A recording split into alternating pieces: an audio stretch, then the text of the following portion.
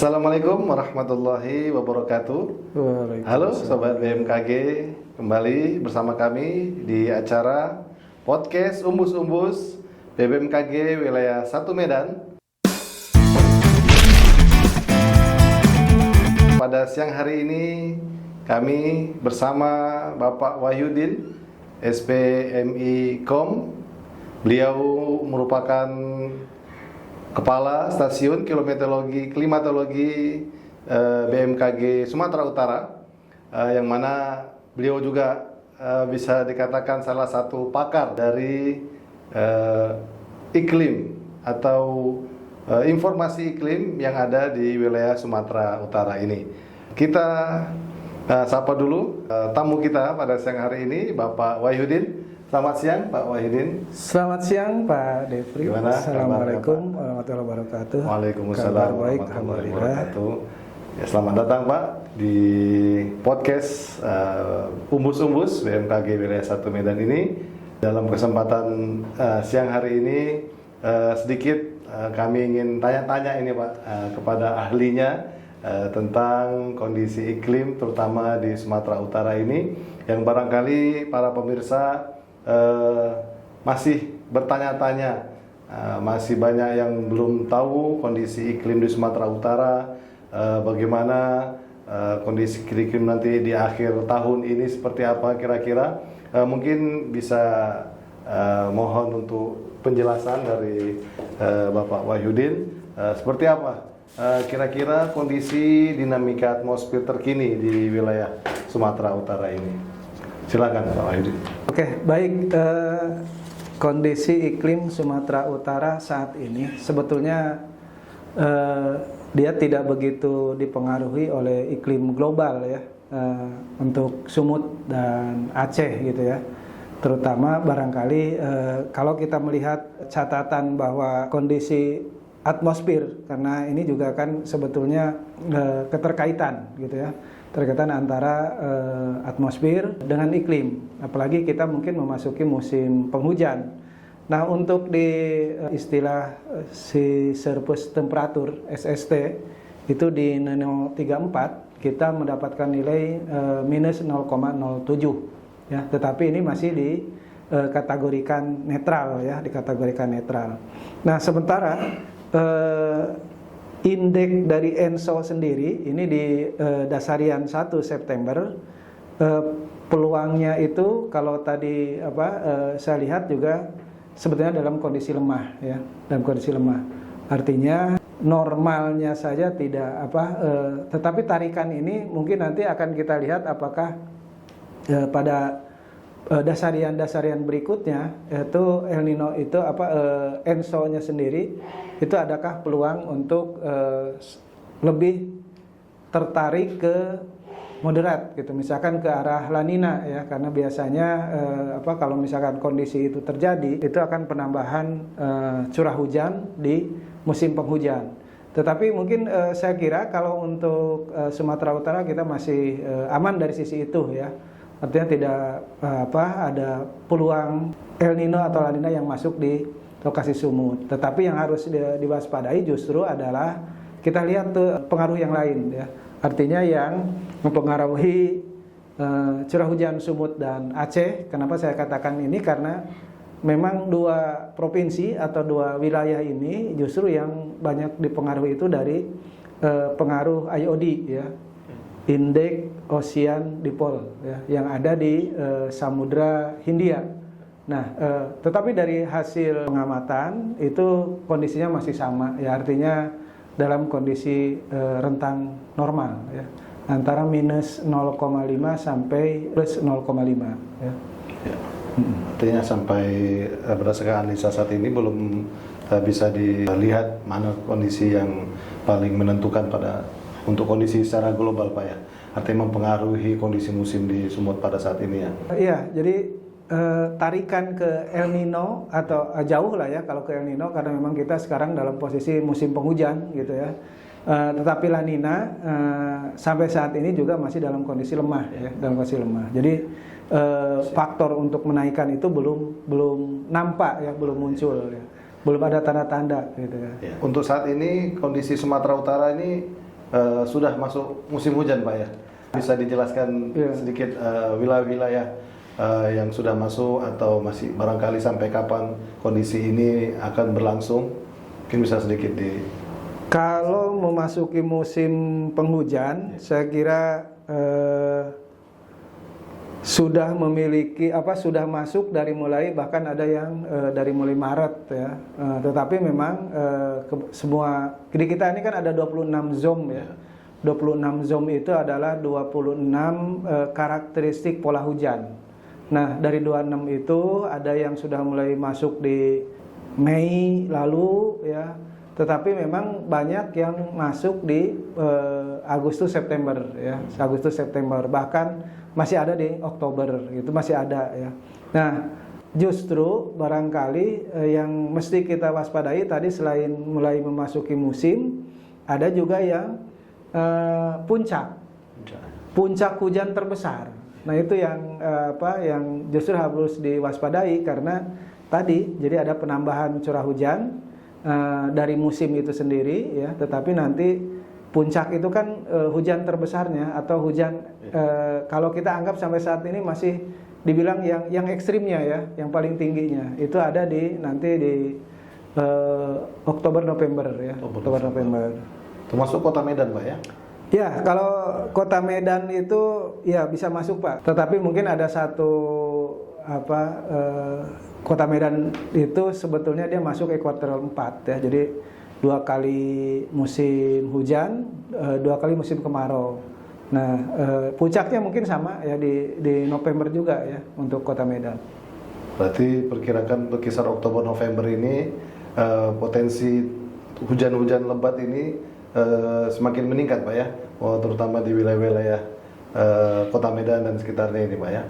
Hujan ya semakin meningkat, walaupun mungkin tidak bisa dikatakan apakah tiap hari gitu ya.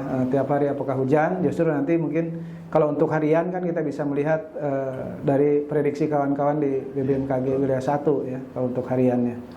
Tapi kalau untuk puncak mungkin kita sampaikan tadi Kota Medan justru masuk ada sebagian yang di Oktober, tetapi ada yang di November ya. Artinya saat ini warga masyarakat barangkali juga termasuk stakeholder pemerintah sudah bisa bersiap-siap mengantisipasi potensi-potensi bencana yang bisa diakibatkan dari puncak musim hujan ini Pak ya. Betul. Barangkali sebagai masyarakat awam ini Pak, barangkali ingin mengetahui apa yang bisa dilakukan masyarakat ini untuk mengantisipasi puncak musim hujan ini akan terjadi berkisar Oktober November ini Pak. Iya, saya kira yang pertama kita harus mempersiapkan diri ya. Walaupun musim hujan itu kan sudah sering terjadi ya. Dari tahun ke tahun kita akan merasakan pada bulan-bulan ini hujan sekitar Kota Medan lah misalkan. Nah, kesiapannya saya kira hampir sama kesiapan yang lalu dan sekarang. Mungkin paling ya sedia payung sebelum hujan kan itu ya. Terus kalau ada siapkan jas hujan gitu kan. Atau membersihkan saluran air ya, membantu sampah-sampah itu yang nyumbat-nyumbat di parit-parit kita itu harus drainase harus bersih. Yang berikutnya ya mungkin mana tahu ya atap rumah kita bocor ya, kalau kemarin titik-titik karena ada penambahan curah hujan ya segera diperiksa ya. Ada juga saya kira pohon-pohon yang lebat ya mungkin bisa dipangkas gitu, jangan ditebang ya. Dipangkas saja, dirapihkan, dibersihkan dari ranting-rantingnya supaya nanti tidak justru malah karena angin kencang, hujan lebat, pohon roboh ya nimpa ke kita. Ada juga barangkali waspada terhadap penyakit ya yang disebabkan karena musim hujan. Bisa tubuh itu kan menyesuaikan ya, ketika mungkin imunnya kurang dia tidak, ataupun mungkin penyakit-penyakit yang timbul karena tadi katakanlah sering banjir kan, biasa banjir membawa ini ya material-material lain, sampah ya gatal-gatal lah mungkin ya kita kalau kena banjir dan lain sebagainya. Yang berikutnya juga jaga imun ya, karena tubuh juga perlu daya tahan. Saya kira di musim hujan tubuh juga harus bisa menyesuaikan dan tahan terhadap penyakit-penyakit. Kalau dunia usaha saya kira misalkan lah kita punya konversi usaha, saya kira cocok itu. Ketika musim hujan mengurangi jualan es krim, ganti ke bakso, somai yang panas-panas, hangat, bandrek ya. Mungkin pas itu ya. Ya. Sampai saat ini apakah BMKG sudah melakukan kerjasama atau barangkali menyampaikan informasi ini kepada instansi-instansi terkait untuk mengantisipasi potensi puncak musim hujan di Oktober-November ini, Pak? Justru momen kehadiran saya ke sini ini kan dalam rangka itu ya. Ya, yang pertama kita undang mitra kita ya, mitra utama yang menjadi relasi BMKG ya, untuk bisa mendapatkan informasi terkait kapan musim hujan. Jadi kita undang, dan ya alhamdulillah kalau tadi dalam undangan kami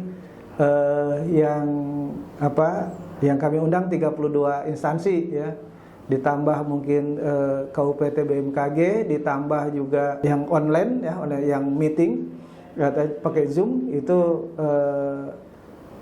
260 para pengamat pos hujan, yaitu mitra kita juga, ditambah mungkin dari perwakilan dari tiap dinas pertanian kabupaten kota ya, kita undang ya di acara, walaupun mungkin mereka tidak hadir, tetapi kita sediakan tadi link untuk bisa mengikuti via Zoom meeting.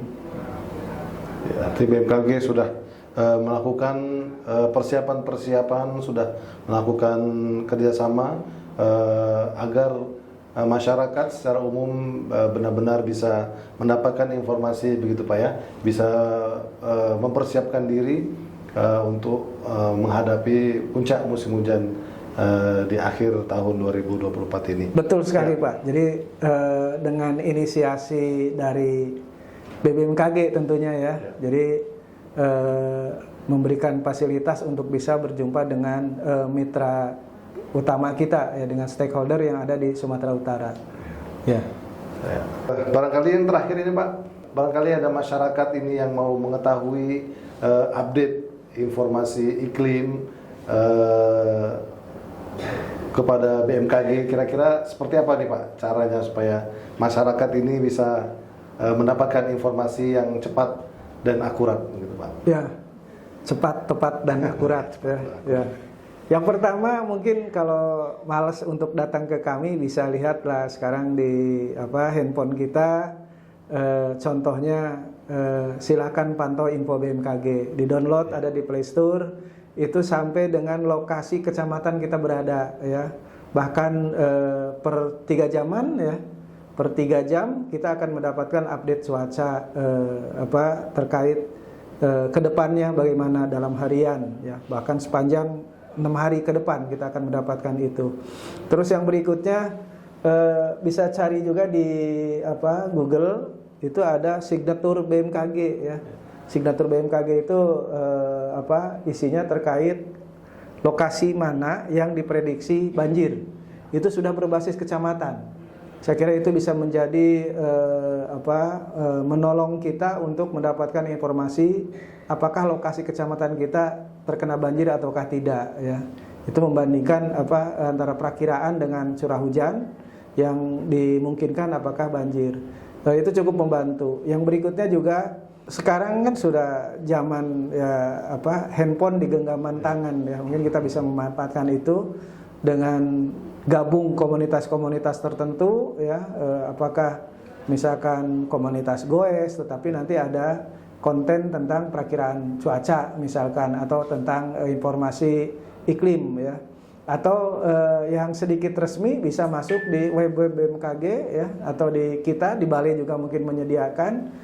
Di grup WA kita juga ada info BMKG ya. Syukur-syukur kalau mau sampai melihat-lihat kondisi bagaimana sih cara kerja BMKG segala macam, sekaligus untuk mendapatkan informasi bisa datang langsung lah gitu ya, bisa melihat bertemu langsung dengan tim informasi, data dan informasi dengan tim kami. Ya. Bisa banyak cara Pak, silahkan saja apa yang mungkin lebih memudahkan bisa mendapatkan info, bisa tadi ya apakah dengan mengakses data via internet atau juga dengan didapatkan dari handphone kita semua. Ya. Ya, baik. Terima kasih kepada Pak Wahyudin atas penjelasan yang cukup lengkap diberikan kepada kita pada kesempatan siang hari ini. Terima kasih banyak atas kehadiran dan juga atas penjelasan yang diberikan oleh Pak Wahyudin. Semoga bisa memberikan penerangan, bisa memberikan kepahaman kepada Sobat BMKG sekalian tentang bagaimana kita mempersiapkan diri dalam menghadapi puncak musim hujan di wilayah Medan sekitarnya dan secara umum untuk wilayah Sumatera Utara, agar kita bisa mengantisipasi, meminimalisir bencana atau kerugian yang dapat terjadi yang diakibatkan oleh puncak musim hujan atau bencana hidrometeorologis lainnya. Terima kasih kepada para penonton sekalian. Mudah-mudahan acara kita pada siang hari ini sekali lagi bisa memberi manfaat kepada Sobat BMKG sekalian. Saya Devri Mandoza sebagai host dalam acara Umbus-Umbus pada kesempatan kali ini mengucapkan terima kasih. Billahi taufiq wal hidayah. Wassalamualaikum warahmatullahi wabarakatuh. Waalaikumsalam warahmatullahi wabarakatuh.